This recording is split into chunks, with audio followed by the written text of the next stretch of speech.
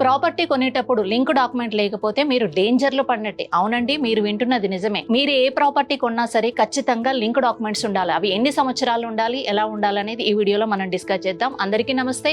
నా పేరు Rajeshwari, JSR groups and city senior vice president in sales, RERA certified professional property advisor. అవునండి, land investment చేసేటప్పుడు చాలా మంది లింక్ డాక్యుమెంట్ ఎన్ని సంవత్సరాలు ఉండాలి, కంపల్సరీ 30 years లింక్ డాక్యుమెంట్స్ ఉండాలండి. దీంట్లో మనకు సేల్ డీడా, గిఫ్ట్ డీడా, పార్టీషన్ డీడా, దానికి సంబంధించిన పూర్తి వివరాలు ఉంటాయి. ఈ ల్యాండ్ ఎవరి నుంచి, ఎప్పటి నుంచి వీళ్ళ దాకా వచ్చింది, మీరు కొనేటువంటి ఓనర్ దగ్గర క్లియర్ టైటిల్ ఉందా లేదా తెలుసుకోవాలంటే కంపల్సరీ లింక్ డాక్యుమెంట్ అనేది ఉండాలి.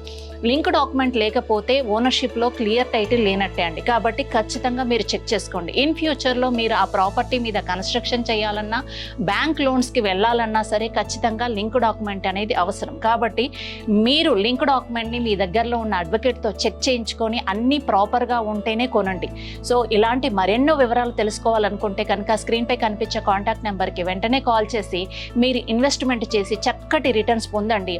ల్యాండ్స్ ఇన్వెస్ట్మెంట్ అందరూ చేస్తారు, కానీ ఎప్పుడు కొనాలి, ఎక్కడ కొనాలి, ఎలా కొనాలి అనే విషయాన్ని తెలుసుకొని ఇన్వెస్ట్ చేస్తే మీ పిల్లలకి వెలకట్టలేని సంపదను మీరు అందించిన వాళ్ళు అవుతారు. Thank you very much.